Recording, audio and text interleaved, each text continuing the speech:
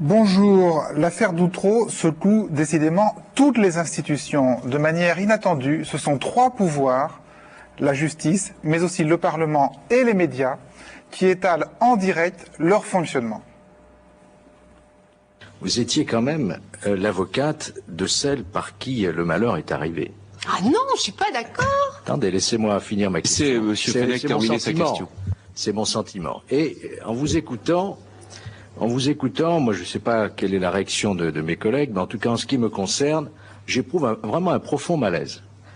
J'éprouve un profond malaise parce que vous avez une forme de détachement par rapport à ce dossier où il faut-il le rappeler au moins une fois, quand même très innocent, hein, des années de prison. Je trouve que là vous tirez à vue et vous ne pesez pas vos mots. Parce que Myriam Badawi, il a fallu la supporter pendant 2 mois et demi, ce que j'ai fait. Et quand vous me reprochez de ne pas avoir essayé de dialoguer avec le juge d'instruction, non mais attendez. C'est pas un reproche, c'est une question d'interrogation. Non. Je ressens ça comme un reproche. À mon avis, je suis pas sourde et les autres membres de la commission l'ont ressenti comme tel. Alors, cette diffusion en direct sur la chaîne parlementaire présente évidemment des avantages, mais aussi des risques. Passage en vue dans cette émission avec 3 invités. William Julier, vous êtes l'ancien avocat de Karine Duchossois, une des 13 acquittées d'Outreau. Et devant la commission, vous vous êtes montré particulièrement critique sur le rôle des médias tout au long de l'affaire d'Outreau. Nous vous interrogerons aussi sur le rôle des médias en ce moment, pendant la diffusion des auditions. Dominique Viel, vous êtes un des 13 acquittés de l'affaire d'Outreau. Vous étiez déjà sur ce plateau en décembre dernier. Et je vous ai réinvité parce que dans un article retentissant, très solennel et très impressionnant publié par Le Monde, vous avez déclaré que vous n'iriez pas assister à la prochaine audition du juge Burgot par la commission, audition qui sera diffusée sur TF1 et sur France 2 en direct. Enfin, Jean-Pierre Berthet, vous êtes ancien chroniqueur judiciaire de TF1, en retraite depuis l'année dernière, actuellement consultant sur la chaîne parlementaire justement à propos de l'affaire d'Outreau, et évidemment sur le choc entre la logique judiciaire et la logique médiatique. Votre point de vue sera particulièrement intéressant. Mais nous allons commencer avec vous, Marianne Eskovic, non pas par des images de télé, une fois n'est pas coutume, mais par des dessins. Des caricatures, celles de Mahomet, parues dans un journal danois en septembre dernier, mais qui suscitent de vives réactions chez les politiques et dans la rue de plusieurs pays musulmans. Alors la presse écrite française et européenne est partagée. Certains ont choisi de publier des dessins par solidarité avec leurs confrères et d'autres ont préféré s'abstenir. Alors du coup, on a regardé un peu ce qui se passait à la télé française et en début de semaine, France 2 et France 3 évoquent le sujet et n'hésitent pas à montrer en gros plan les dessins. À l'étranger, la caricature qui enflamme le monde musulman. Un dessinateur danois a représenté Mahomet en terroriste, coiffé d'un turban en forme de bombe. Le prophète Mahomet, une bombe sur la tête en guise de turban. Mahomet, un poignard à la main entre 2 femmes voilées. Ces caricatures, publiées il y a 4 mois dans 2 journaux danois et norvégiens, ulcèrent les musulmans du monde entier. Voici les caricatures du prophète Mahomet qui ont provoqué la colère dans le monde musulman. Quand il décide de les publier en septembre dernier, le rédacteur en chef de ce quotidien danois de centre droit ne souhaite pas provoquer. Il sait que la représentation du prophète est interdite par l'islam. Il veut simplement démontrer qu'il n'y a pas de tabou dans son journal. Voilà. Très gros plan. Hein. Très gros plan, en détail, en longueur. Alors quelques jours plus tard, la tension est montée d'un cran. Le quotidien France Soir publie les caricatures et titres sur la liberté d'expression. Le directeur de la publication est limogé. Jeudi, France 2 et France 3 reviennent sur le sujet, mais on dirait que les positions vont varier tout au long de la journée. À 13h, par exemple, sur France 2, c'est plus discret. On choisit un plan large de la page de France Soir.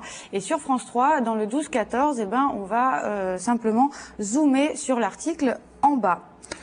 Alors ça c'était à la mi-journée. Hein. Et pourquoi cette discrétion? Est-ce que les chaînes ont eu peur de remontrer les dessins en gros plan? Alors sur France 2, c'est pour ne pas mettre en danger leurs équipes sur place à Gaza et Ramallah, qui ont été directement menacées après la diffusion des dessins mardi. C'est ce que m'explique le directeur adjoint de la rédaction, Étienne Lénart, qui me dit du coup qu'ils allaient faire attention au dosage. Mais cela dit, à 20h, le jeudi toujours, France 2, sur France 2, c'est le retour des gros plans de certains dessins, et sur TF1 aussi, qui évoquait l'affaire pour la première fois dans le 20h donc de jeudi. Alors, à propos de gros plans ou de moins gros plans, l'autre image forte de cette affaire, c'est l'image de la colère des populations de plusieurs pays arabes montrée par les chaînes de télévision. Et cette image aussi, Maya, vous l'avez regardée attentivement. Voilà les réactions de la rue dans les pays musulmans, c'est vrai, des manifestations. Et pour nuancer un peu, on peut remarquer que beaucoup des manifs sont montrés en plan serré. Du coup, c'est vrai qu'on a un peu de mal à voir s'il y a du monde, beaucoup de monde ou pas. Ou alors des images de drapeaux qui brûlent en plan serré, c'est aussi très spectaculaire, mais on voit pas très bien.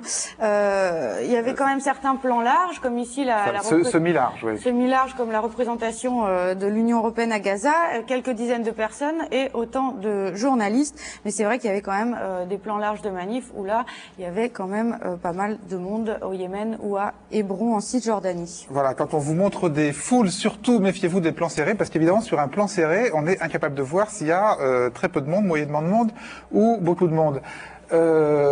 Toujours à propos de montrer ou de ne pas montrer, deux derniers exemples, Maya. Voilà, le Monde quotidien français qui titrait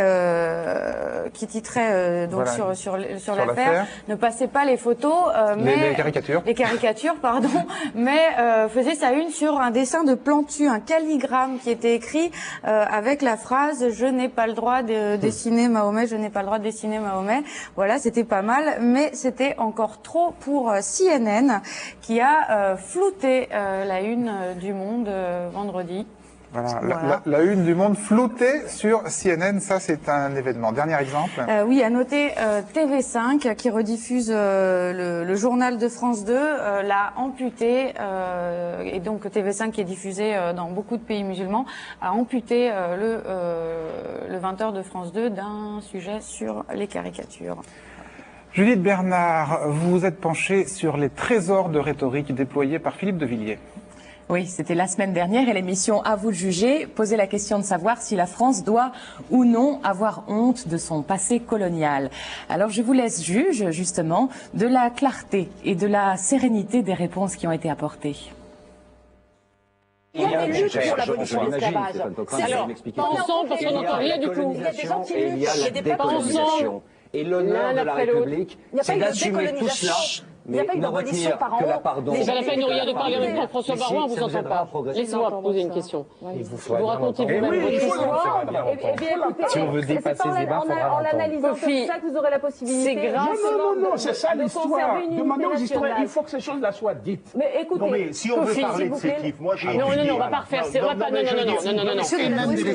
Parce qu'il y a un problème de représentation. S'il vous plaît, si vous parlez tous en même temps, dites-vous bien une chose, c'est que personne ne comprend. Oui, là, on va arrêter, parce qu'on sent que le sujet est ultra sensible. Personne n'est d'accord, on comprend rien. Et on voit pas très bien. Pas d'accord, les gens ne comprennent rien. Oui, enfin, vu les expressions, manifestement, il n'y a pas beaucoup d'harmonie entre eux. Alors, on voit pas bien comment on va s'en sortir. Et pourtant, la solution arrive en la personne de Philippe de Villiers. Il tient le rôle de l'épouvantail, censé faire l'unanimité contre lui, mais il vient surtout mettre quelques grammes de poésie dans ce monde de brutale polémique. Je n'accepte pas qu'on fasse de la France l'astre noir dans la nuit des hommes. L'astre noir dans la nuit des hommes. On est scotché par la métaphore, sans trop savoir comment il faut l'entendre. Et si un astre noir, c'est un astre dont on a noirci la réputation, ou bien si c'est un astre où il y a trop de noir, on ne sait pas. En tout cas, devant cette énigme poétique, on est aussi médusé que l'ensemble des débatteurs, tout à coup silencieux, et tout ce silence donne à Philippe de Villiers l'occasion de multiplier les effets. On dit, là, la France est trop petite pour l'Europe. Moi, je crois que l'Europe est trop petite pour la France. Vous avez entendu ? Un joli petit chiasme, cette structure enchâssée en A, B, B, A. Il adore ça, les chiasmes. Écoutez bien, voici un autre. changez votre regard sur les Français, ils changeront leur regard sur vous. Toujours le petit effet emboîté, bien clos sur lui-même du chiasme. C'est une figure qui est très adaptée à l'univers de De Villiers, bien refermée sur soi comme ça. Alors avec ces jolies figures de style, notre poète croit pouvoir moucher tout le monde. Le problème, c'est qu'il y a ce soir-là dans l'assistance un autre poète, un rappeur en l'occurrence. Il s'appelle Disease et lui aussi sait très bien manier les petits effets de rhétorique et ça donne ça. Vous dites, entre guillemets, aimez la France ou alors quittez-la. Mais la France, c'est nous aussi, monsieur. Si vous l'aimez pas comme ça, quittez-la ou demandez l'indépendance de la Vendée. Premièrement. Bon, il a beau dire, en fait, il répondra pas là-dessus. Il a perdu. La rhétorique est un jeu cruel. Quand on prétend s'en contenter avec des petits slogans bien tournés, on risque toujours de se heurter à plus rhéteur que soi. Et hop, on vous pique vos armes, on les retourne contre vous, et vous vous retrouvez piégé, coincé, mis en boîte, exactement comme à l'intérieur d'un chiasme. Aucun trésor de rhétorique dans la séquence de promotion littéraire qu'on va voir maintenant à la télévision américaine, Maya. Voilà, c'est Bernard-Henri Lévy qui nous l'offre, puisque vous le savez peut-être ou peut-être pas, il a écrit un livre sur les Américains qui sort d'abord aux États-Unis et pour faire la promo, c'est comme chez nous, il faut faire le tour des émissions de télé les plus variées. Et donc BHL commence avec une émission sérieuse sur une chaîne sérieuse, le Charlie Rose Show sur PBS. I am pleased to have him here back at this table. A point of personal discovery and disclosure. He is a friend of mine. We have known each other. I am a small, tiny part of this book because he went with me to North Carolina. And I am pleased to have him back at this table to talk about America and France and the world and who we are and what our future looks like through his eyes. Welcome. Thank you. Good to see you. Good to be here again, my dear Charlie. I discovered, or I found, that Guantanamo did not fall from the sky, but that it was a mechanical and logical product of the penitentiary system of America. Even though it was steeped in a response to 9/11. Of course, it was... A sense that America had been under attack and we would do anything. America was under attack. America had to react to this attack. It was a sort of war, but nevertheless, I visited Guantanamo, I spent a few days there, I spoke with people. I think Guantanamo was a bad reaction. Voilà, donc c'était bien sérieux. C'est une émission assez prestigieuse quand même, mais qui est assez peu regardée. Voilà, alors pour faire un peu plus d'audience, il faut aller dans des émissions un peu plus fun, où il faut faire des blagues, et BHL, il en a des bien bonnes. Welcome back to the program. My guest tonight, a renowned French philosopher. He's also a journalist and an author. His new book is American Vertigo, Traveling America in the Footsteps of Tocqueville. Please welcome Bernard-Henri Lévy.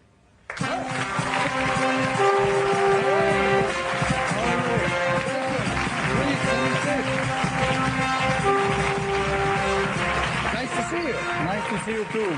In America, you have blue states and red states. Yes. Okay? In America, we have gauche caviar, caviar left, and right cassoulet. This is the real opposition in France. The rightist cassoulet tendency and the caviar leftist tendency. So you have to choose your part. So, world peace could be achieved in your country if people just ate the same. Is that what you're telling me? It could be. I discovered a point in the first segment of the emission. A lot of people told me there is no one in America like Jon Stewart. No competitor to Jon Stewart. I found one. I found one competitor to Jon Stewart. One man who is as comic as you. He's dead. No, he's live. George W. Bush. I felt that. Of course. In France, though, you know, people have to realize you're huge. You're a guy. You're like a rock star, philosopher, rock star. Just a poor philosopher, a poor Frenchman philosopher, not rock star. In America, they say that, but I am not. Yeah, and Bono's just a minstrel. Look, folks. Bono is the real one. He's my friend, but he's the rock star. Is he really your friend? We know each other, yeah. I know a guy that was in the Bon Jovi band. Okay, well, that's good too. That's good too. Good for you. Well, I appreciate that, sir. Voilà, un vrai show à l'américaine, tout et le timing est impeccable. Je sais pas si vous avez remarqué, mais quand le type prend sa tasse, il attend juste un peu avant que BHL ne sorte George Bush pour bien être sûr de son effet et recracher au bon moment le café. Est-ce que tout ça marche? Est-ce que ça fait vendre des livres? Apparemment, ça a bien marché, surtout la deuxième, puisque à la suite de son apparition dans le show de Jon Stewart, d'après les infos que Fabien Perrier a récoltées, American Vertigo est entré dans le classement sur Amazon. Amazon.com, c'est le site qui vend des livres sur Internet, et il est rentré directement dans les 15 premiers, ce qui est pas mal. Même s'il a eu, je crois, une très mauvaise critique dans le New York Times. Une ou deux dans le Los Angeles Times. Et aussi. Maya, de quoi a-t-il été... Oui, c'est toujours vous. De quoi a-t-il été question dans les journaux télévisés de janvier? Oui, puisque c'est le moment de l'infochrono du mois de janvier, la première de l'année. En janvier, on a, je vous rappelle, juste avant, le TF1 est en rouge, France 2 est en... Non, pardon, TF1 est en bleu, France 2 est en rouge, France 3 en bleu clair, toutes chaînes confondues, c'est en vert. Et en janvier, on a beaucoup parlé de faits divers. On va y revenir tout à l'heure. Premier sujet traité en janvier. Premier sujet dans les JT de 20h, les faits divers. Ensuite, nous avons eu la justice, notamment Fourniret, Israël, la Palestine avec Ariel Sharon qui est toujours dans le coma, je vous le rappelle, et la victoire du Hamas en Palestine. Et puis la santé avec l'épidémie de gastro, etc., etc. Voilà, donc on va revenir sur les faits divers. Effectivement, en janvier, grosse accumulation. On a eu, souvenez-vous, les toits qui s'effondraient en Allemagne et puis récemment aussi en Pologne, un chalutier encore qui s'est fait harponner dans la Manche. Mais il y en a un fait divers qui a particulièrement intéressé les journaux. Souvenez-vous, c'était au matin du 1er janvier, les incidents dans un train reliant Nice à Lyon. Ça avait fait beaucoup de bruit et toutes les chaînes avaient filé la métaphore Far West. Ce mauvais western, comme un pillage de diligence qui tourne mal, des groupes de jeunes ont agressé les passagers du train Nice-Lyon dimanche matin en gare des Arcs, dans le Var. Ils les ont délestés de leurs portables, de leurs bijoux, faisant régner la terreur. Un train attaqué comme une diligence. Cela s'est passé entre Nice et Lyon. Pendant 1h30, les 600 passagers ont été terrorisés et dévalisés par une bande de 20 à 30 personnes. Il y a une seule chose à dire, c'est inacceptable. Nous ne sommes pas à l'époque des diligences. On rançonnait les gens. Voilà, donc l'affaire va prendre beaucoup de place dans un laps de temps très court, 44 minutes en 3 jours, c'est beaucoup. Mais elle va surtout s'étirer tout au long du mois et permettre de décliner toute une série de sujets sur l'insécurité dans les transports, avec pour l'occasion TF1 qui sort des vignettes spéciales où on associe les trains avec la délinquance ou la sécurité. Voilà, des reportages dans les PC de la SNCF. On va aussi accompagner, il y a des manifestations contre l'insécurité dans les trains. On va accompagner des patrouilles dans les wagons et puis on va aussi interroger les passagers pas très rassurés et puis aussi multiplier les tableaux de statistiques qui vont au choix nous dire soit que ça reste stable ou alors que ça augmente ou alors que ça baisse. Voilà, débrouillez-vous avec ça. Nous, on va continuer avec le classement de la 6e à la 15e place et on va s'arrêter tout de suite sur la 8e place de l'éducation. Puisqu'en janvier, quand on a parlé d'éducation, c'est beaucoup pour nous parler de violence scolaire. Et là, c'est à peu près le même phénomène que tout à l'heure avec le train. Tout commence avec l'agression d'une jeune professeure à Étampes, dont on va relayer le témoignage. Et puis, ça va continuer tout le mois avec une multiplication impressionnante des signalements d'agression d'enseignants dans les JT. J'en viens maintenant au problème de violence à l'école. Nous l'apprenions hier pendant ce journal. Une enseignante d'un lycée professionnel à Vitry-sur-Seine a été agressée par un élève. Faut-il parler de loi des séries ou de banalisation? Les cours ont donc cessé toute la journée, toute la matinée au lycée professionnel Camille Claudel de Vitry après l'agression d'une professeure de lettres. Le collège Garcia Lorca de Saint-Denis est toujours en grève. Une cause similaire ou presque. Un surveillant et un élève agressés devant l'établissement. Nouvelle agression dans un établissement établissement scolaire. Hier, un collégien a donné des coups de poing à un professeur d'anglais. Les violences scolaires avec ce nouvel incident, l'agression d'un professeur d'anglais hier dans l'Eure qui souffre d'une fracture du nez après avoir reçu un coup de tête d'un élève d'un collège de Gisors. Nouvelle agression dans un établissement scolaire. Un collégien a tenté d'étrangler hier une enseignante à Montreuil, en Seine-Saint-Denis. Tenter d'étrangler. Alors évidemment, l'impression que ça donne, c'est qu'il y a eu une multiplication soudaine de la violence dans les établissements scolaires. Est-ce que c'est le cas, Maya? Pas vraiment, il n'y en a pas eu plus en janvier que les mois précédents, c'est juste qu'on en a parlé plus et en exagérant un peu parfois. Exemple, la dernière, la prof étranglée, là les versions divergent. Apparemment, les élèves qui étaient dans la classe à ce moment-là n'ont pas la même version que les professeurs. Elle n'a pas vraiment été étranglée, mais voilà, les versions divergent. C'est pas, je crois que c'était pas dans la classe, c'est dans un couloir. Oui, dans un couloir, pardon. Pour être très précis. Merci Maya. Alors vous vous demandez peut-être pourquoi les télévisions chaque année montrent si peu d'images et des images si convenues du forum annuel de Davos qui se déroule en Suisse et où se retrouvent pourtant un grand nombre de dirigeants politiques de très haut niveau et un grand nombre de patrons d'aussi haut niveau. Pourquoi si peu d'images? John-Paul Lepère s'est allé enquêter sur place.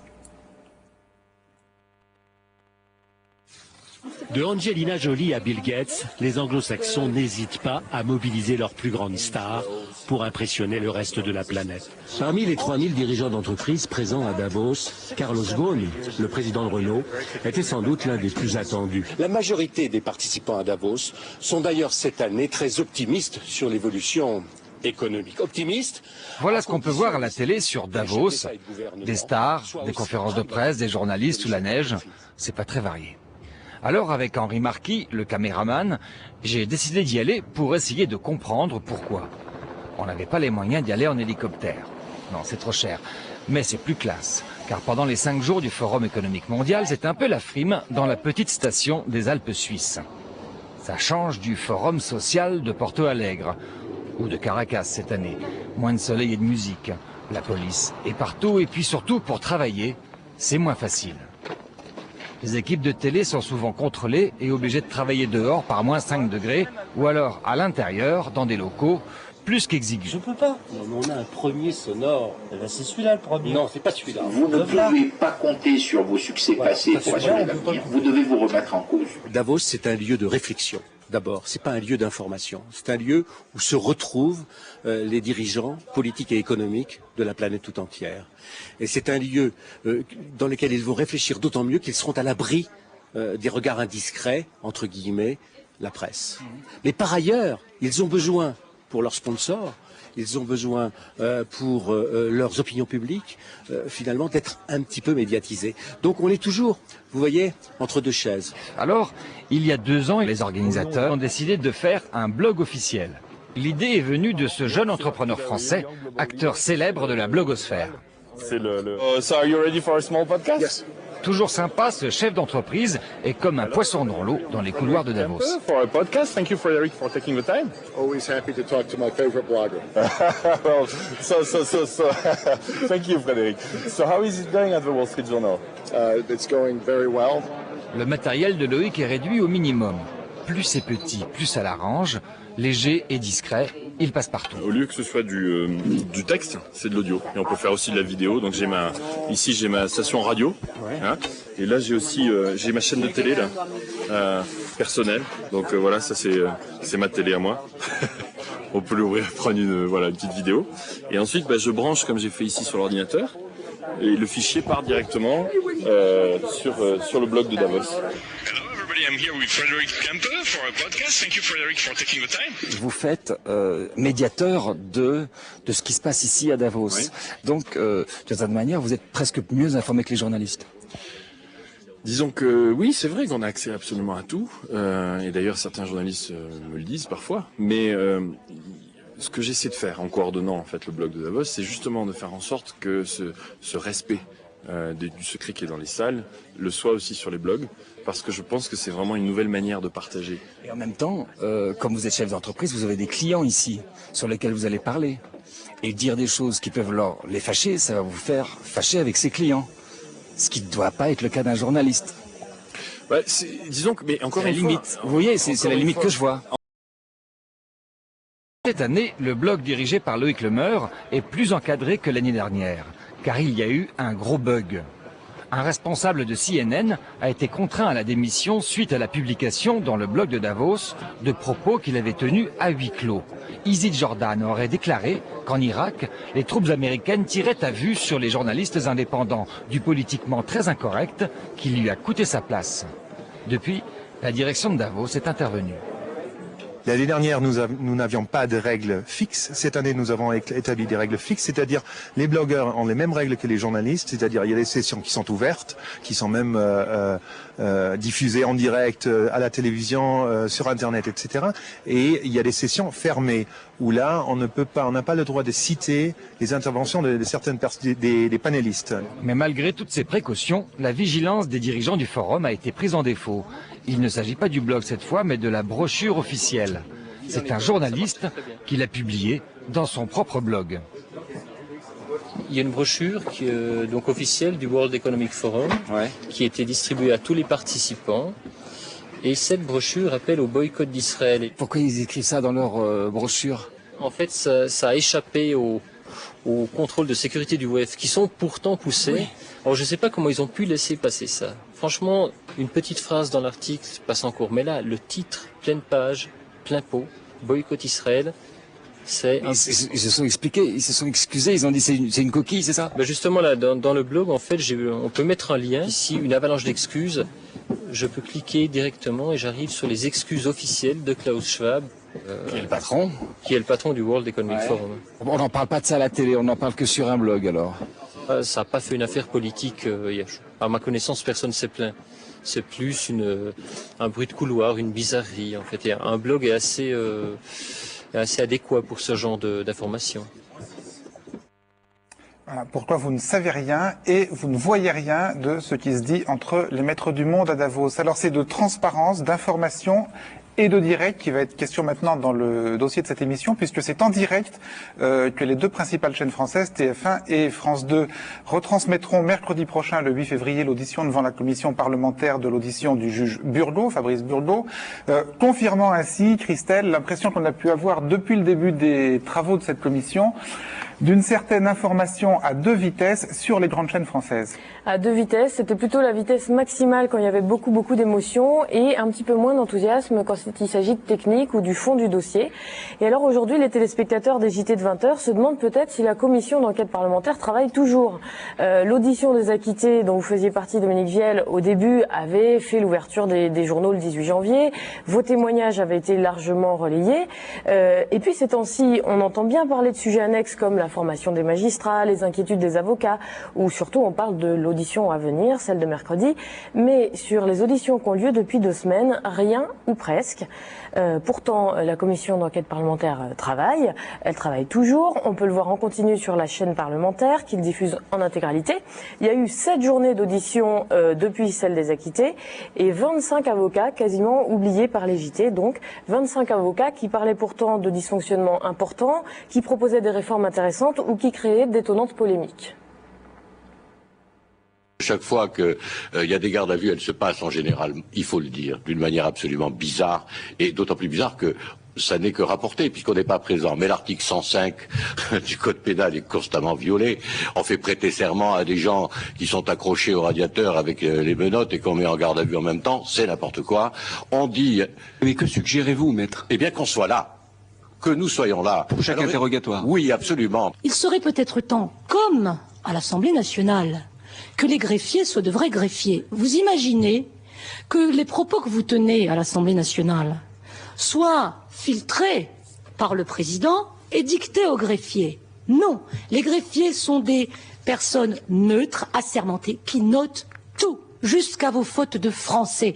Alors, le jour où on arrivera à la même chose devant un juge d'instruction, où les greffiers ne seront plus aux ordres du juge d'instruction, mais neutres, et n'actant plus sous la dictée, mais par rapport à ce qu'elles voient et ce qu'elles entendent, alors oui, on aura avancé. Le risque majeur au regard de cette émotion, mais qui est indicible, c'est que l'on considère qu'Outreau est un cas unique.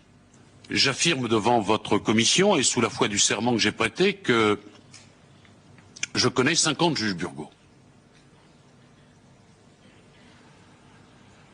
que les conditions de garde à vue qui vous ont été décrites, que les conditions de l'instruction qui vous ont été décrites sont les conditions ordinaires de notre justice ordinaire. Dominique Viel, ces images, je crois que vous les découvrez pour la première fois puisque vous ne regardez pas les retransmissions à la télé de la commission d'enquête. Non, parce que je veux pas passer ma vie à ça. J'ai une vie ailleurs aussi. Ça vous manque pas? Non. Je suis frappé là en voyant les avocats.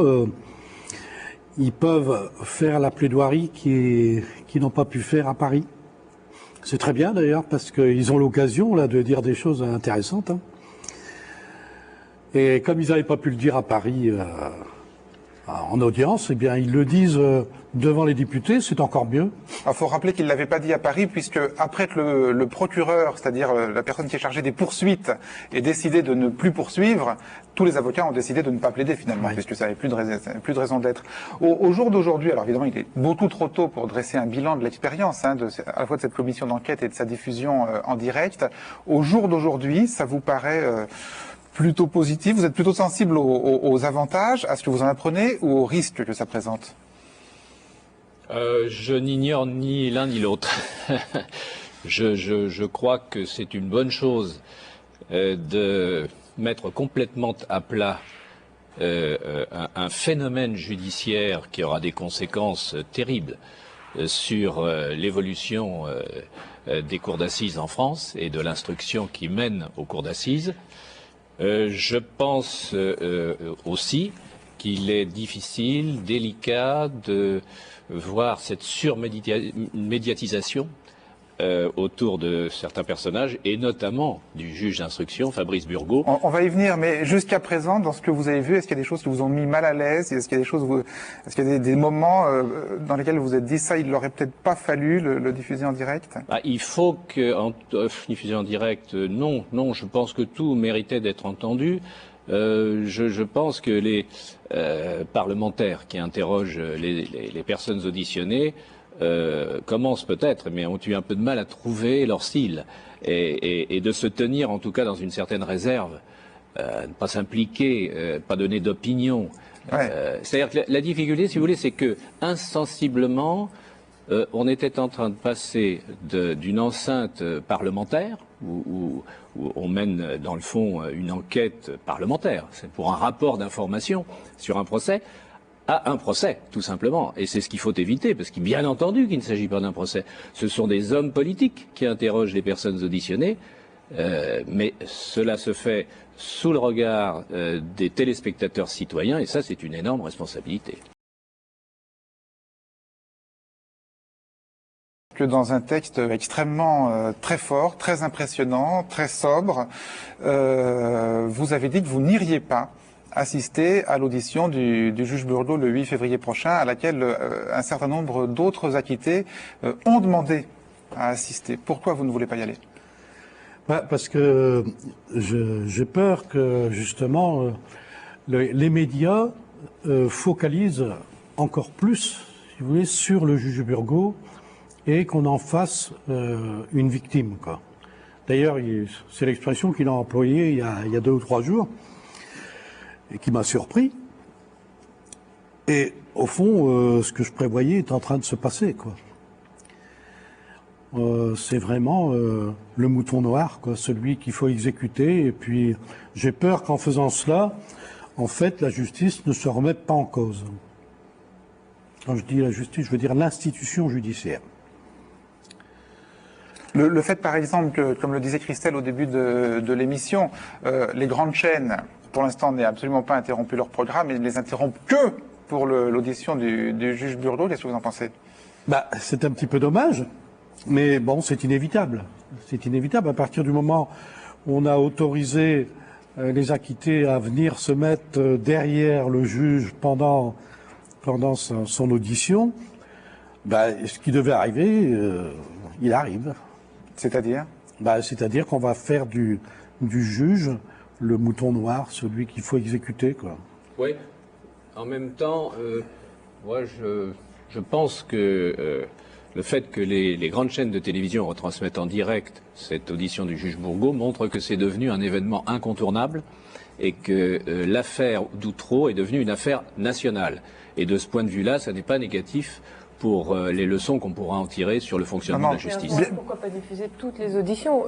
Comment on fait le choix de celle-là, juste celle du juge Burgot? On ne peut pas demander aux chaînes généralistes de feuilletonner sur une commission d'enquête qui dure 6 mois. Vous trouvez ça bien, vous qui êtes tellement, parce qu'on se connaît un peu, hein, donc on peut le révéler, on a couvert dans le passé plusieurs procès ensemble, et vous qui êtes habituellement tellement sensible au risque de réduction qui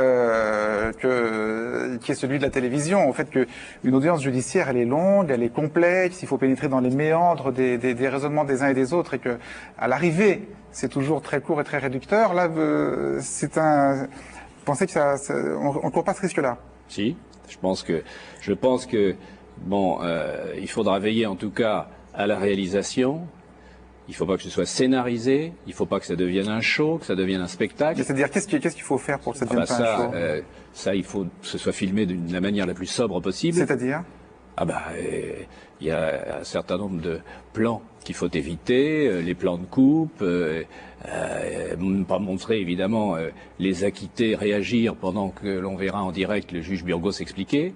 Et puis il faut assortir ça de commentaires prudents et qui soient surtout orientés vers la pédagogie, qu'on comprenne un peu ce qui se passe et qu'on le décrypte. Si ça n'est que du spectacle, là en effet, je pense que ça peut avoir un caractère malsain. Sur cette même question, sur les avantages et les risques d'avoir une diffusion en direct de l'audition du juge Burgot? Je pense qu'il y a deux questions. Il y a la question des avantages et des risques de la retransmission en direct, et il y a la question aussi, c'est quand même la question centrale, de la présence des acquittés à cette retransmission. Alors, l'une après l'autre. Alors, est-ce qu'il faut diffuser Burgot et Burgot seul, oui ou non? Je crois que la raison pour laquelle il n'y a que Burgot qui est diffusé, c'est que on sait que ça fera un chiffre que les autres émissions n'auraient pas fait. C'est pour une question d'audimat. Je crois que la vérité, elle est là. Alors ensuite, est-ce que par l'audition de Burgot, on informera mieux le peuple français sur ce qui s'est passé? Moi, je le pense pas. Donc je crois que c'est une question d'audimat, faut dire la vérité. Ensuite, en ce qui concerne le fait, que la retransmission soit faite en présence des acquittés, moi, je trouve ça plus qu'étonnant qu'il y ait un certain nombre d'acquittés dont ma cliente de l'époque, qui en ait fait la demande, j'ai pas à les juger, je les comprends. Ils ont été, eux, dans une situation de victime et que eux souhaitent être présents, je crois que c'est à personne d'en juger, et je le comprends fort bien. Que maintenant l'institution étatique, par le biais là d'une commission parlementaire, ne prenne pas à bras le corps le rôle qui est le sien, à mon sens, dans ce cas-là, c'est-à-dire de faire une médiatisation, pas les médias, mais de se mettre entre les deux pour pacifier éventuellement une demande d'une partie privée, je trouve ça beaucoup plus étonnant. Alors, ce qu'il faut dire, parce qu'effectivement, tout est spectaculaire et sans précédent dans cette affaire, c'est-à-dire à la fois le fait que cette demande ait été faite par les acquittés, dont votre ancienne cliente, qu'elle ait été acceptée, et que tout ça soit passé en direct à la télé, puisque ça s'est passé comme ça, Christelle. En direct, comme tout le reste, les téléspectateurs ont appris en même temps que Karine Duchochois la réponse à la question qu'elle posait à la commission. Je pense que nous serons amenés à entendre le juge Burgot aussi prochainement que possible, c'est ce que je souhaite, et donc ça fait partie des questions qui pourront lui être posées. Ainsi que les magistrats de la Chambre de l'instruction, d'ailleurs, qu'on va entendre. Est-ce qu'on va, une petite question, est-ce qu'on va pouvoir, est-ce que ça va être public, est-ce qu'on va pouvoir voir ce débat? Moi, je vous avouerai franchement que j'aimerais être là, quoi. J'aimerais entendre ce qu'il a à dire, j'aimerais l'avoir enfin face à moi, c'est ce que j'attends depuis le début, et j'aimerais être présente et entendre ce qu'il a à dire. Sans perturber quoi que ce soit, juste en écoutant, juste écouter, et être là, le voir. C'est très bien que ce soit Madame Duchochois, avec Monsieur le rapporteur, nous avions anticipé votre demande. Oui. Et nous en avons parlé hier, tous les deux. Je pense que mes collègues seront d'accord pour vous donner satisfaction. Les séances publiques de la Commission sont ouvertes à la presse, accréditée et spécialisée, et seulement à la presse. Mais l'article 40, alinéa 5 de notre règlement, permet à chaque commission d'enquête d'être maîtresse de ses travaux. Par conséquent, compte tenu du contexte très particulier de l'affaire, de la demande que vous exprimez au nom de l'ensemble des acquittés victimes, M. Houillon, rapporteur, et moi-même demandons à nos collègues de vous donner satisfaction et de décider d'ores et déjà de vous permettre d'assister, mais seulement d'assister, bien sûr, à l'audition des magistrats auxquels vous avez eu affaire. Ouais, alors là, évidemment, on a tous les éléments d'information. On aurait pu penser qu'il acceptait parce que c'était en direct, parce qu'il y avait la télé et sous le poids de l'émotion, mais il dit on a anticipé. Il a fait, je crois, me semble-t-il, une interview sur RTL ou sur une radio, je ne sais plus laquelle, où je crois qu'il avait précisé que c'est quelque chose qui avait déjà été discuté et qui avait été pensé précédemment. Je crois que là, le terme anticipé le montre bien. Et je pense qu'il y a deux choses, moi, que ma position elle soit très claire. Je crois que c'est pas le rôle de la commission que de mettre ces gens-là en présence. Je crois que par cette décision-là, ils vont faire exactement ce qui s'est passé et dont ont été victimes les acquittés, à savoir qu'on en a fait à l'époque les monstres pour qu'il y ait d'autres victimes, à savoir les enfants. C'est un mécanisme bien connu. Il y a un monsieur qui s'appelle Freud qui en a parlé à l'époque, je ne vais pas le citer pour pas être lourd, mais qui a expliqué que quand on s'identifie à une victime, eh bien on lie un certain nombre de gens entre eux par des liens éventuellement qui sont ceux de la solidarité, voire de l'amour, mais qu'il y a une condition pour ça possible, c'est qu'il faut qu'il y ait des gens qui soient exclus et qui restent en dehors pour recevoir les coups. Et je crois que c'est exactement ce qu'on est en train de faire. Il y a une identification aux victimes que je comprends, mais je crois que c'est absolument troublant et voire même extrêmement dangereux que ce soit la commission parlementaire elle-même qui s'identifie de la même manière que les gens l'ont fait à l'époque et ce qu'aujourd'hui on critique. Alors, troublant, dites-vous, alors que vous, Dominique Viel, vous avez employé un mot qui est presque le même. Vous avez parlé d'un désir trouble de revanche autour de cette demande d'assister. Oui. Oui, parce que c'est ce qui me met mal à l'aise, si vous voulez. C'est quand je dis que cela me met mal à l'aise, il y a deux raisons. Le fait, ça nous fera pas du bien à nous-mêmes. Et puis, malgré tout, cette présence, c'est une revanche quelque part, quoi, sur le juge lui-même. Oui, c'est ce que dit William Julier. Ouais. C'est d'ailleurs perceptible à son sourire dans sa demande. Je trouve que quand elle fait la demande aux députés, elle a une manière de sourire qui indique qu'il est question là aussi, pas seulement d'une demande légitime de mise en présence, mais qu'il est question d'un plaisir attendu. La question est posée avec le sourire.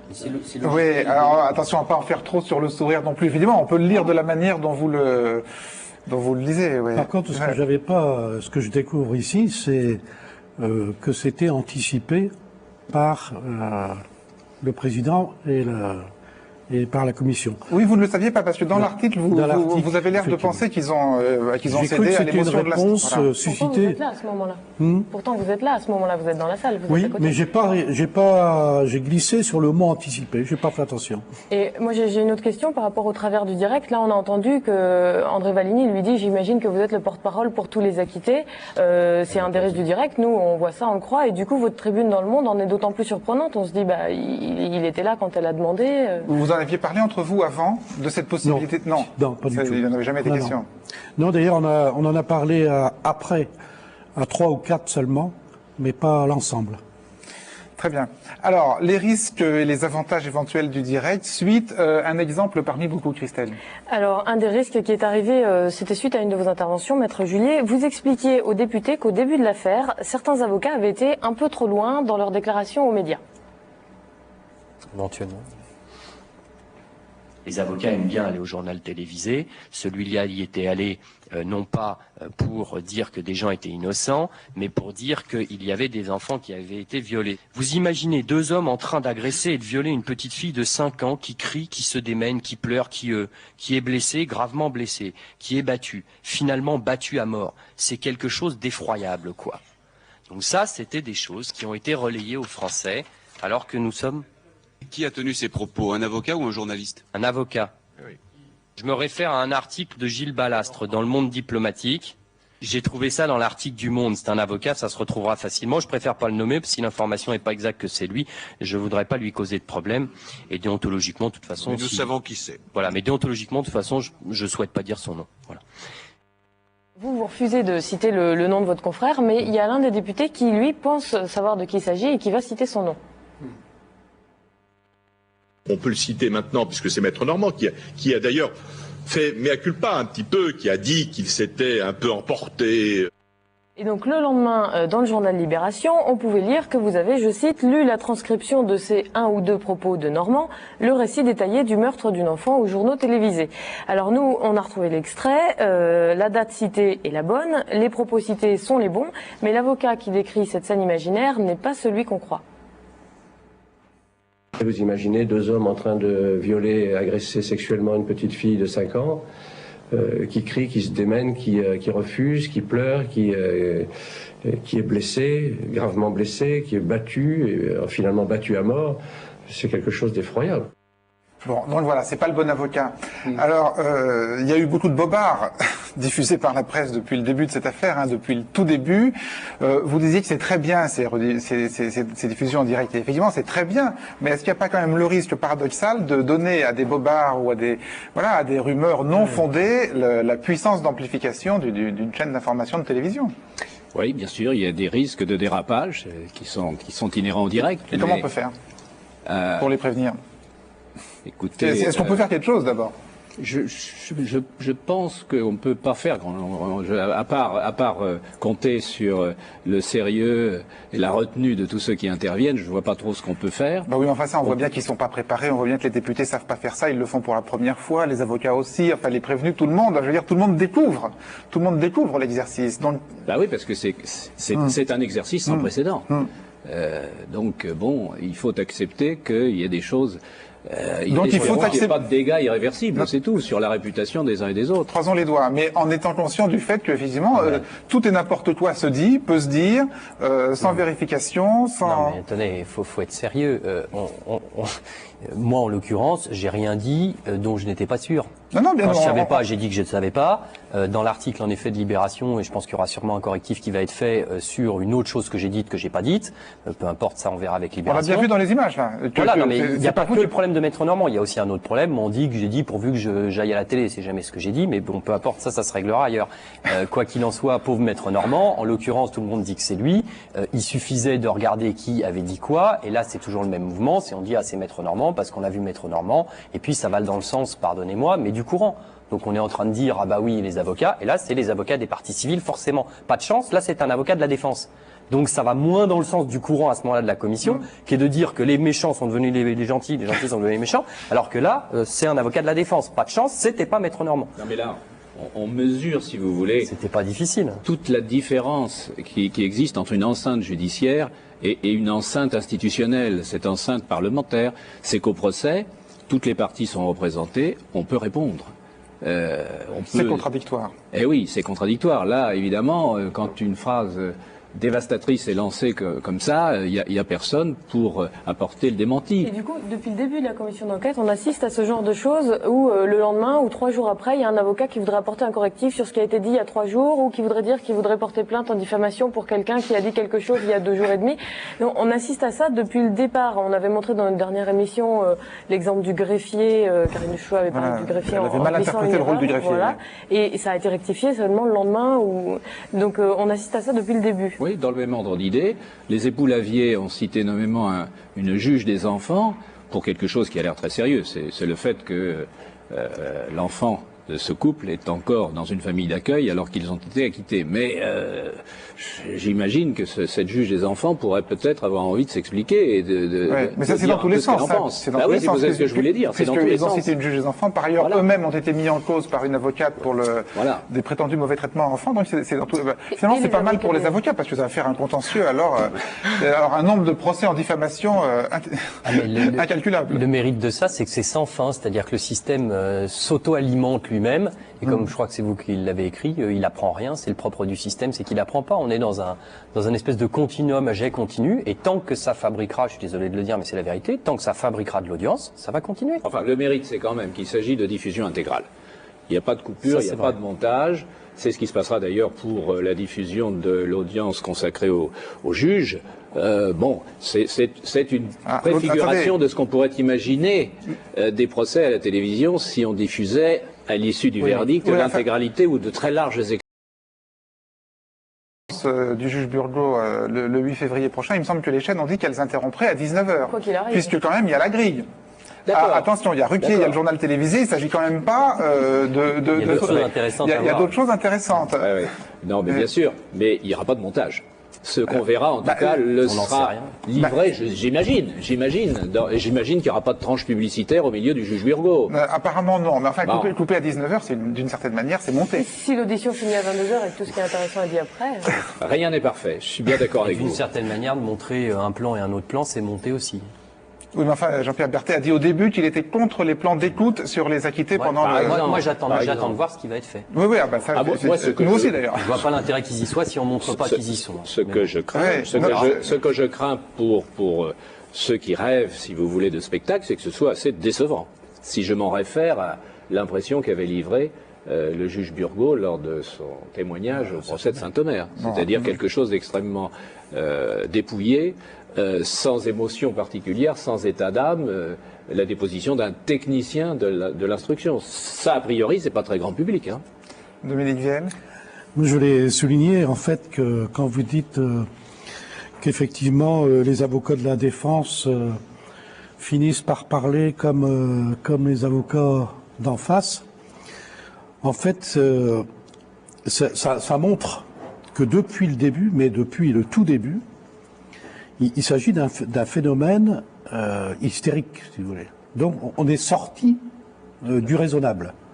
Et le fait, justement, que les personnages sont cul par-dessus tête, eh bien, c'est la preuve, justement, qu'il s'agit vraiment de quelque chose qui est du domaine de la folie.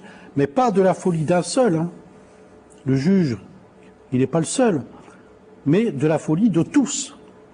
Même de la presse et même des médias. Et vous aviez jusqu'à dire même des parlementaires aujourd'hui ? J'ai peur que les parlementaires soient emportés par un courant irraisonné. Ils l'ont démontré déjà. C'est démontré. Ils l'ont démontré déjà par l'épisode sur l'audition du juge Burgot, ça a été démontré. Il y a une. Non, on a vu le contraire. On a vu quand même qu'ils avaient prémédité la décision. Oui, enfin, ils sont emportés par la vague hystérique, si on reprenait l'expression de M. Viel. Pour moi, la démonstration est faite. C'est-à-dire qu'on va... ce sera peut-être pas du spectacle comme sur des plateaux de divertissement, mais ce sera du spectacle quand même. J'avais pris d'ailleurs la définition du spectacle. C'est l'ensemble de choses ou de faits qui s'offrent au regard capable de provoquer des réactions.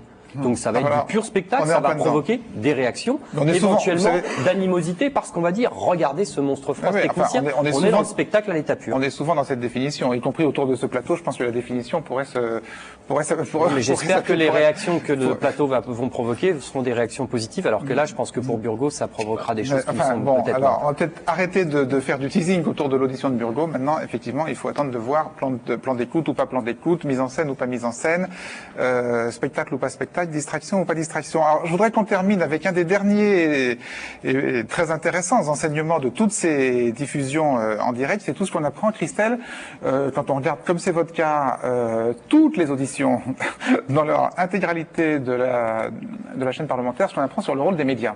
Sur le rôle des médias, avant, par exemple, alors ça c'était à un autre moment donc de la commission, la semaine dernière, c'est une des avocates des enfants qui tentait d'expliquer pourquoi, fin 2001, début 2002, les enfants accusateurs ont pu autant affabuler. La presse diffuse en boucle des interviews, des images qu'à cette époque, et depuis notamment janvier 2002, on parle d'un réseau pédophile vers la Belgique, on parle du meurtre d'une petite fille, et que donc on peut aussi concevoir que la diffusion de telles informations auxquelles les enfants ne peuvent échapper influe évidemment sur la parole de ces enfants, peuvent évidemment apporter un brouillage de la parole de ces enfants, car on a vu finalement au fil des mois des enfants qui ont fini par évoquer des faits qui auraient pu se produire à l'occasion de déplacements en Belgique, alors qu'en réalité ils n'en avaient jamais, par exemple en 2001, parlé, ce qui a été le cas beaucoup plus tard, notamment lors des témoignages devant la cour d'assises, parce qu'ils avaient vraisemblablement vu et revu d'innombrables reportages. Et lundi dernier, le magazine Complément d'enquête sur France 2 revenait lui aussi sur ces mécanismes d'affabulation des enfants en interviewant notamment l'un des avocats, Maître Berton. Alors lui, il mettait en cause non pas la responsabilité des médias, mais celle des assistantes maternelles chez qui les enfants étaient placés. Et il nous expliquait comment elles s'influençaient les unes les autres et pouvaient aussi influencer les enfants en soufflant des noms ou des détails par des questions orientées par exemple. Mais sur l'influence des médias à ce moment-là, il n'y avait rien dans le complément d'enquête de lundi. Alors nous, on a regardé les différents reportages qui sont passés à cette époque où les enfants ne cessaient de citer des noms, d'ajouter des détails, des lieux. Et parmi beaucoup d'autres émissions, on a retrouvé un complément d'enquête de février 2002. Avec cette froideur qui étonnera plus tard les enquêteurs, les enfants racontent un quotidien monstrueux. Au dernier étage de la résidence des Merles, seul un foyer n'a pas été mis en cause dans cette affaire. Alors là, ici, c'était qui, là? Le prêtre ouvrier, là. Ouais, là, ici? Là, bah, la famille Badawi. Et puis là, monsieur Delplanque. Tous ces gens-là sont en prison? Ouais. Ça vous a étonné par rapport à tous ces gens-là? Bah non, on se parlait, quoi. On n'aurait jamais pensé de ça d'eux, quoi. La Belgique n'est pas étrangère au dossier. Loin de là. À en croire les déclarations de certains enfants, le comble de l'horreur s'est joué quelque part près de la frontière française, dans cette ferme. Plus précisément dans ce hangar. Des orgies sexuelles durant lesquelles les enfants auraient été violés par des adultes, mais aussi par des animaux. Des scènes filmées, puis commercialisées, mais les cassettes restent pour l'instant introuvables. Donc ça, c'était le 11 février 2002 et c'est quand même troublant parce que, par exemple, une des enfants qui n'avait jamais parlé de la Belgique avant cette date, elle va en parler quelques jours après quand elle est entendue par les policiers. Et bon, je dis pas qu'elle a forcément vu ce magazine-là parce qu'à l'époque, il y avait quand même beaucoup de reportages qui disaient un peu tous la même chose, mais on voit quand même que Complément d'enquête a pu contribuer au mécanisme d'emballement et d'affabulation. Voilà, ça confirme ce que disait votre consoeur qu'on a entendu tout à l'heure devant la commission d'enquête. Une réaction sur le rôle d'incitation à l'affabulation qu'ont pu jouer les médias, les images à l'époque. Il me semble bien que c'est cette émission-là qui a commencé à mettre le doute dans l'esprit des journalistes. Ce complément d'enquête de 2002 Oui. Non, ça passe ce numéro-là en tout cas. Non, je crois qu'il est évident le rôle. Il est évident quand c'est dans un sens, il est évident quand c'est dans l'autre. Il n'y a pas les médias qui ont des effets lorsqu'ils disent A et qu'en ont pas lorsqu'ils disent B. Quand ils disent quelque chose qui a un impact au niveau de l'audimat, ça a des effets. Donc là, il disait horreur, accusation, culpabilité. Et lorsque, c'est ce que j'avais dit devant la commission, ils ont commencé tous en chœur, après le revirement de Badawi, qui d'ailleurs, peut-être qu'on en parlera plus tard, mais est un élément parmi d'autres, qui a été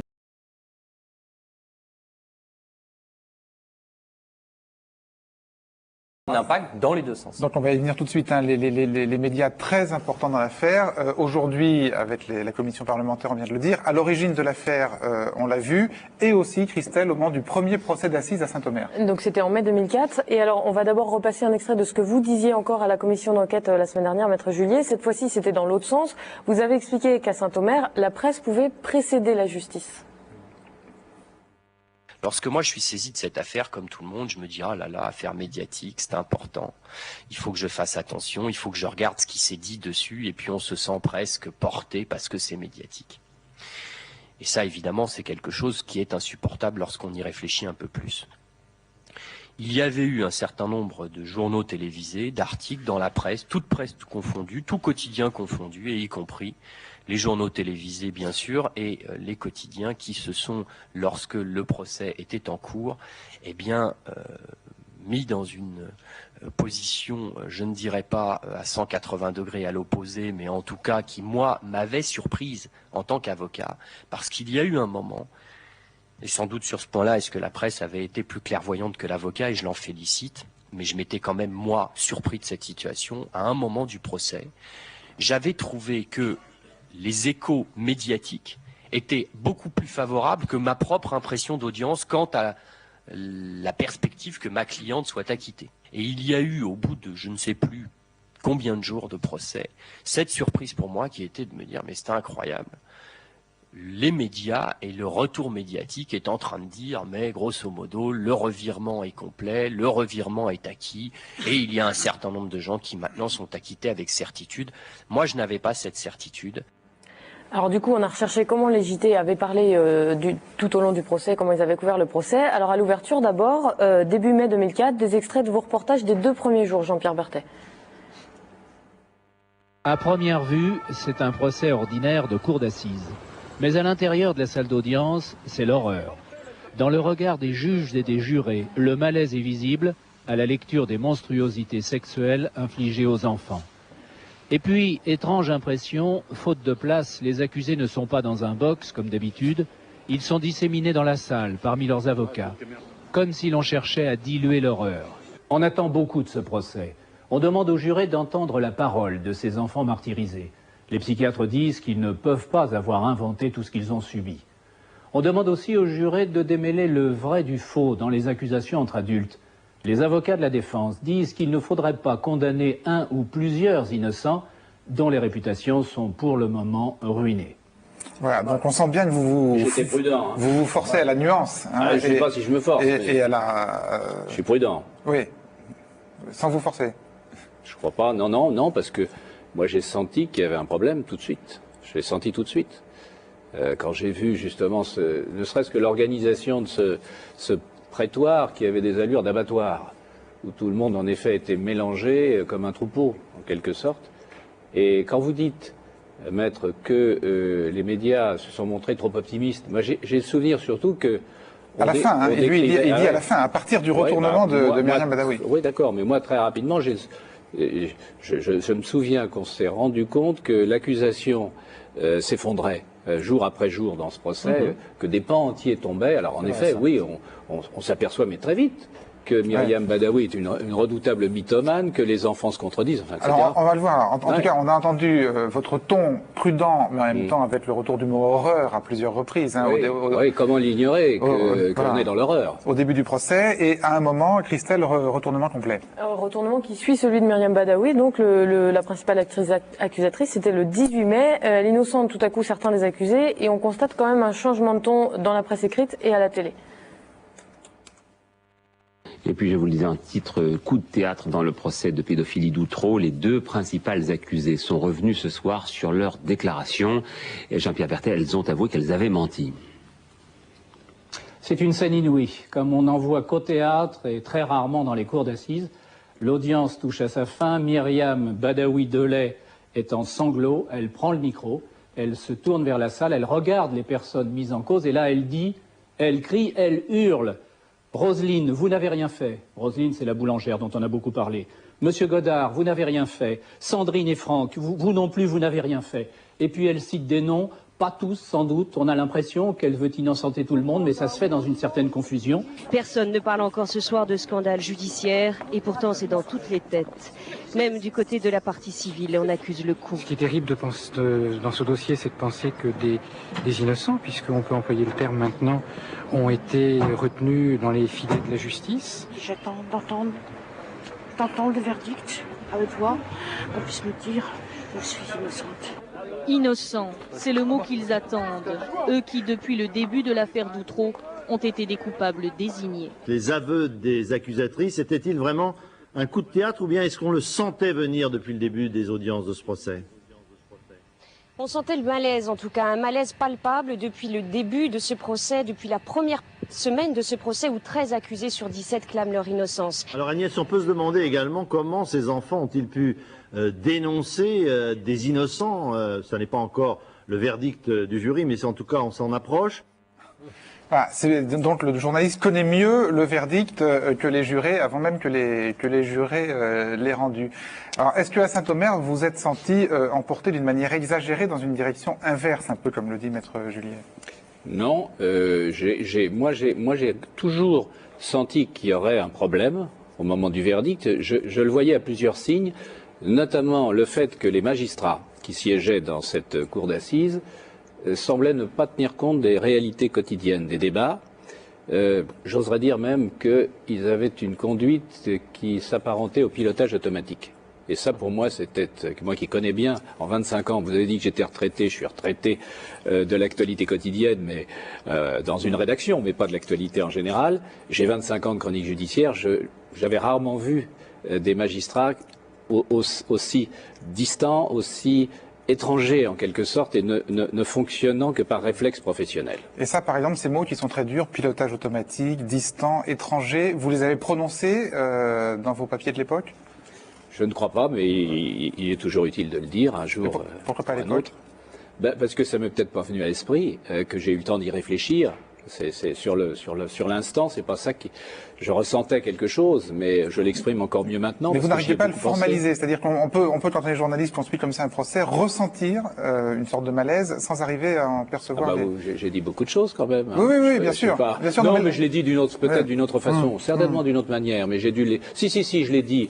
J'ai même eu des mots un peu durs pour la manière dont le président conduisait les débats lors d'un compte rendu. On ne l'a pas vu là, mais je m'en souviens. Christelle, vous qui avez tout revisionné? Oui, je me souviens, pas précisément, mais je me souviens d'un de vos plateaux de situation, comment on appelle ça, où vous parlez du président Monnier en disant qu'il est froid, ou en tout cas qu'il ne semble pas donc être je disais qu'il était une espèce d'insensibilité, de déconnexion par rapport.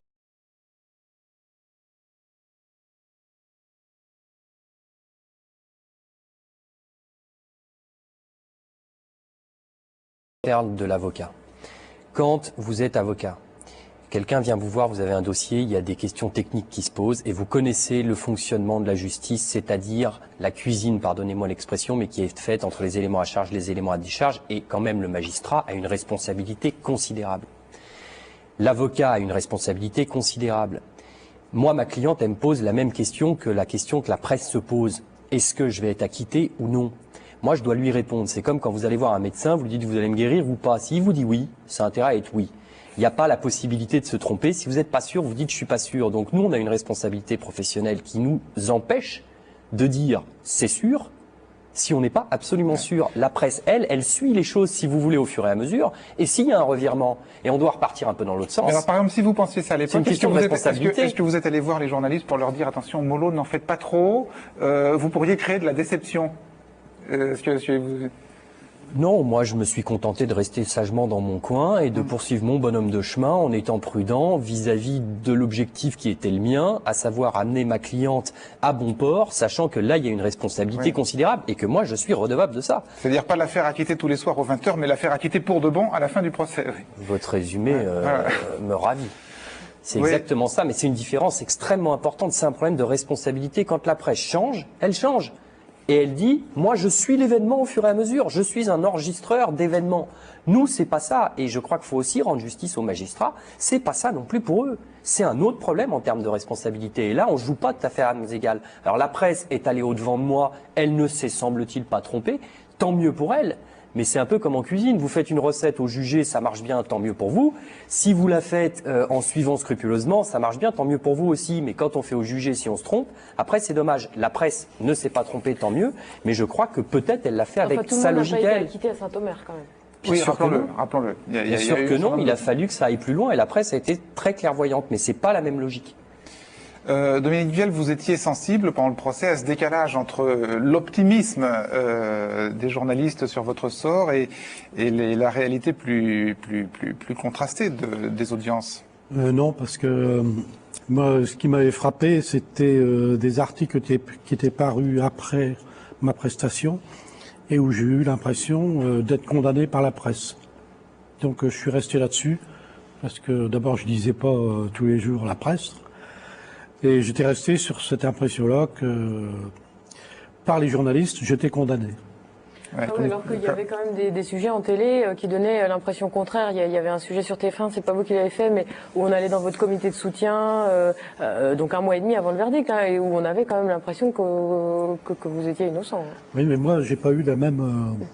Vous aviez peut-être pas accès au j'étais mal passé, de toute façon. J'étais pas en observateur. Hein. Il faut dire, si je peux me permettre, que vous étiez un accusé atypique, anticonformiste, qui donnait un peu l'impression de ne pas croire en la justice. Je dirais que vous ne jouiez pas le jeu du cérémonial judiciaire, et c'est pas un reproche que je vous fais. Oui, voilà, c'est sûr que ça n'a pas arrangé votre défense. J'allais vous demander, on peut lui reprocher ça? Bien sûr que non, mais il est comme ça. Il est comme ça. Et bon, et il y a un rituel dans les cours d'assises. Et ça, il ne pratiquait pas. Je dirais que vous ne pratiquiez pas le judiciairement correct. Ouais, et ouais. encore une fois, ça n'est pas un reproche. Ça n'est qu'un constat. C'était délibéré? Ah oui, bien sûr. Y compris avec le Non. risque que ça soit contre-productif, c'est-à-dire que ça brate les jurés et que ça brate la cour. Mais quand on est innocent, on fait pas de, on fait pas de nuance. Hein. Quand on est innocent, c'est tout. On est soi-même. Bon, je suis comme ça naturellement. Je suis souriant naturellement. On m'a reproché de sourire. Ce qui pouvait être interprété par les jurés comme quelqu'un qui se fout de la gueule des jurés. C'est comme ça qu'ils l'ont ressenti, paraît-il. Comme une forme de désinvolture. Oui, de désinvolture. Et pas seulement, apparemment Jean-Pierre Berthet aussi. Ah, moi, je l'ai observé. Je l'ai pas ressenti, mais je l'ai observé. Mais bon, c'est mon naturel, donc je n'allais pas me forcer à... Même avec la presse, il ne faisait pas d'efforts à la sortie des audiences face aux caméras et aux micros. Il y avait des réponses un peu évasives, un peu ironiques, avec du recul. À la différence d'autres... Bien sûr. D'autres qui eux venaient vers vous et bien sûr, et qui se livraient et qui étaient plus et qui militaient pour leur propre défense, quoi. Lui non, jamais. Vous vous en rendez compte de ça, que effectivement, par exemple, avec les journalistes qui étaient en meute à la sortie du prétoire, votre comportement était différent de celui de certains des autres? Non, je m'en suis pas tellement rendu compte. Ouais, voilà, vous étiez comme vous êtes, nature. C'est nature. Voilà. Nature. Bien, alors on pourrait engager un débat sur les stratégies médiatiques possibles des accusés lors des procès. Est-ce qu'il faut les parler aux journalistes? Est-ce qu'il ne faut pas les parler? Est-ce qu'il faut sourire? Est-ce qu'il ne faut pas sourire? Mais ce serait un autre débat. Très bien, merci à tous trois d'avoir participé à celui-ci. Arrêt sur image revient dimanche prochain, 12h38. Au revoir à tous.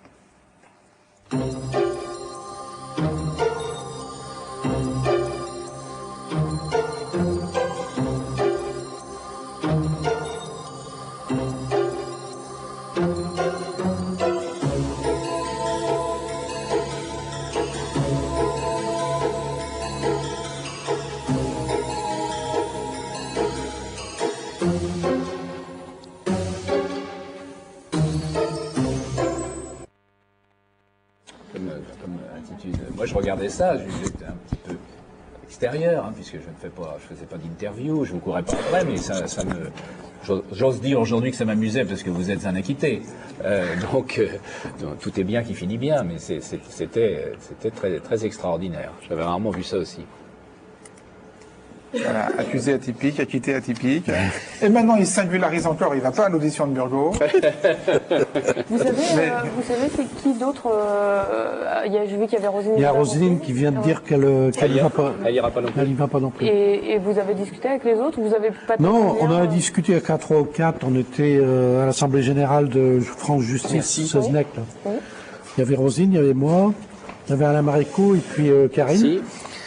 On était à 4 et donc on venait de l'apprendre et moi j'avais dit moi je n'irai pas. Donc les autres, on a discuté. Rosine d'ailleurs à ce moment-là avait dit moi non plus j'irai pas. Puis après elle ne savait plus très bien. Mais les autres avaient dit non il faut y aller. D'accord. Donc on a discuté un petit peu. Ça peut encore varier d'ici mercredi prochain. Hein. Oui, ça peut encore varier. Hein. Oh, puis Yvon, c'est bien. Hein. Oui. Vous le regarderez quand même? Vous regarderez l'audition? Je pense pas, j'aurai pas le temps. Non, parce que j'ai un de vos confrères qui vient ce jour-là. Oui, mais viens voir si vous la regardez. Guétienne. Il y a un petit scotch. Michel Guétienne. Ouais. Il vient vous voir en train de la regarder, c'est ça qu'il vient voir. Ah non, je lui ai dit qu'il n'était pas question de faire ça. Vous n'avez pas la télé? Il vient vous voir ce s'il essaye, il l'aura pas. Attendez, il vient vous voir ce jour-là et il vient pas voir si vous la regardez. Ouais. Qu'est-ce qu'il vient faire? Je sais pas. Mais je commence à le connaître. Un journaliste atypique. Oui. Je commence à le connaître.